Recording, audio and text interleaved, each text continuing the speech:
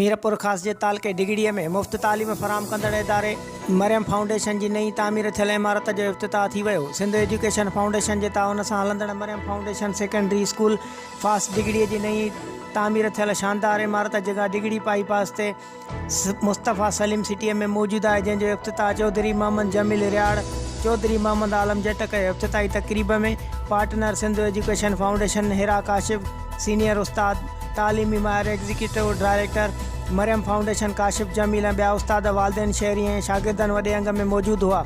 इफ़्तिताही तक़रीब में स्कूली ॿारनि मुख़्तलिफ़ क़ौमी गीतनि ते टेबलोज़ पेश कया। मिस हिरा काशिफ जमील ऐं स्कूली शागिर्दनि तक़रीब में सहाफ़ियुनि सां ॻाल्हाईंदे चयो त असां आर्ज़ी तौर ते हिन खां अॻु हिक ॿी इमारत में ॿारनि खे मुफ़्त तालीम ॾेई रहिया हुआसीं। ही इमारत जीअं तामीर थी आहे त असां ॿारनि खे हिते शिफ्ट करे बाक़ाइदा शुरूआति करे छॾी आहे। उन्हनि चयो त असांजे इदारे में माहिर उस्तादनि खे ॿारनि खे सुठी तालीम सां गॾु सुठी तरबियत पिणु ॾेई रहिया आहिनि। नई इमारत तामीर थियण सां स्कूली ॿारनि खे सुठो तालीमी माहौल मिली सघंदो। उन्हनि चयो त असां जीअं ई सिंध एजुकेशन फाउंडेशन जे ताउन सां जीअं ई इदारे जी शुरूआति कई त वालदेन पंहिंजे ॿारनि खे हिन इदारे में दाख़िल कराइण जो रुख़ कयो आहे।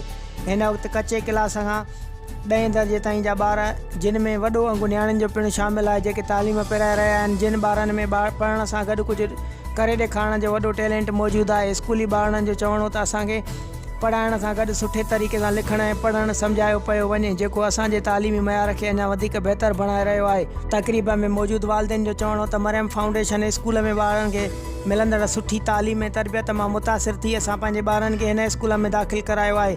तक़रीब में शरीक ॿारनि मुख़्तलिफ़ क़ौमी गीतनि ते टेबलूज़ पेश करे ख़ूब दाद माणियो, जॾहिं त उन मौक़े ते केक पिणु काटियो वियो।